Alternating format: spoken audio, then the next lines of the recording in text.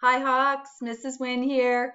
Thank you for being the awesome people that you are. I thought I'd start today's story by just letting you know how much I love and miss all of you and can't wait to have you back here in the fall. But anyway, today's story is all about when people ask you what you want to be when you grow up. What do you say? Because, at elementary school, you don't have to decide now, but I think you'll like the story, so hang on. When I Grow Up by Al Yankovic. And you parents out there maybe recognize that author's name. Just saying. Anyway, When I Grow Up by Al Yankovic. I waited so long for the hours to pass, but soon it was noon there in Mrs. Crupp's class. And Thursday at noon, as I'm sure you know well, is the time of the week when we do show and tell. And this week the subject, so special to me, was when I grow up, what am I gonna be?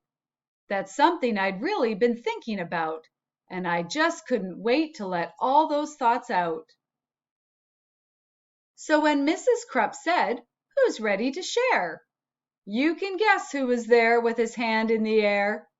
I raised both my hands just as high as they'd go, and I bounced up and down, and then, what do you know? Well, Mrs. Crupp picked me, yes, me, to go first. Oh, I was so happy I thought I would burst. I proudly stood up and began my oration concerning my choice for a future vocation. Ahem! Esteemed friends and colleagues and dear Mrs. Crupp, I know what I'm going to be when I grow up. Why, I'll be the greatest chef you've ever seen. The world will go crazy for my haute cuisine. I'll tantalize taste buds with my rigatoni, sautéed with black truffles and pickled bologna, surrounded by kumquats and candied pig's feet, topped with shrimp-flavored lollipops. Bon appetit!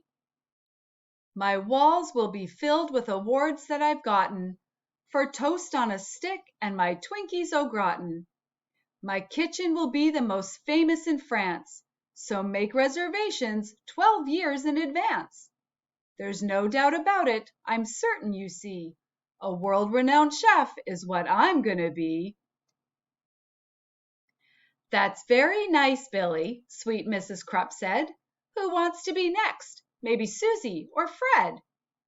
I said, hold the phone now. I haven't departed. Hang on to your seats, 'cause I'm just getting started. See, maybe instead I could be a snail trainer. Man, that would be awesome. Why, that's a no-brainer.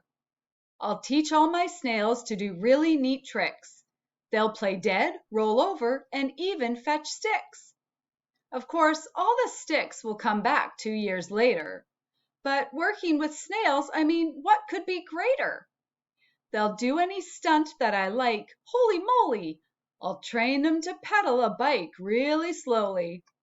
Then jump, ooze, through a huge ring of fire and crawl at a snail's pace across a high wire. Then finish by writing my name with their trails. That's right, I'll be Billy, the master of snails. Or else, maybe I'll be the lathe operator who makes the hydraulic torque wrench calibrator, which fine-tunes the wrench that's specifically made to retighten the nuts on the lateral blade that's directly beneath the main radial sockets inside cooling systems on X-14 rockets. And since this profession's as cool as can be, well, who would be better to do it than me? Say, here's an idea, perhaps just for laughs. I might make my living by milking giraffes. It's oh so cliche to get milk from a cow, and I bet all those cows need a break anyhow. Imagine me milking way up in the air. I'd use a tall ladder instead of a chair. What? Milking giraffes? Mrs. Crupp said. Oh, please. I countered. How else could we make giraffe cheese? Now don't interrupt me, I'm not really through yet. There's still lots of stuff that I'm planning to do yet, 'cause maybe I'll be a gorilla masseuse, or an artist who sculpts out of chocolate mousse, or a rodeo clown, or a movie director, or maybe a professional pickle inspector, or a big sumo wrestler, or hedge fund investor, or a smelly pit sniffing deodorant tester. Or I'll be an expert on nuclear fission, or else a foot model or friendly mortician, or waiter or skater or master debater, or dinosaur dusting museum curator, or TV repairman or sidewalk sign waver, or part-time assistant tarantula shaver.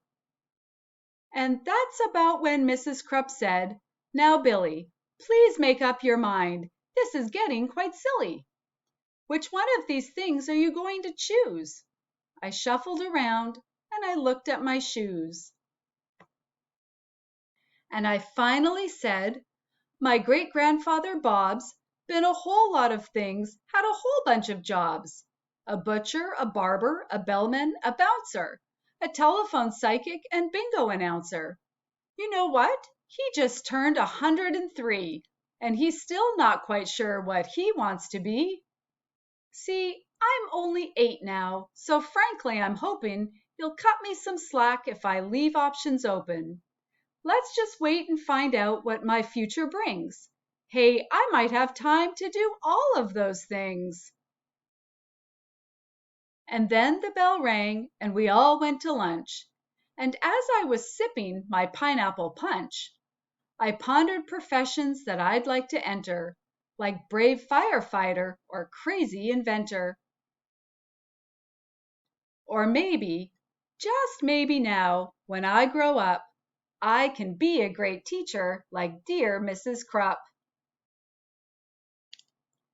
And that is the end of our story. And that is our author there. So parents, you might recognize him. That's Weird Al from music fame. Anyway, I hope you liked our story today, boys and girls. I thought it was quite cute. And I will see you back here tomorrow for our Friday edition. Have a good one, everybody. Bye-bye.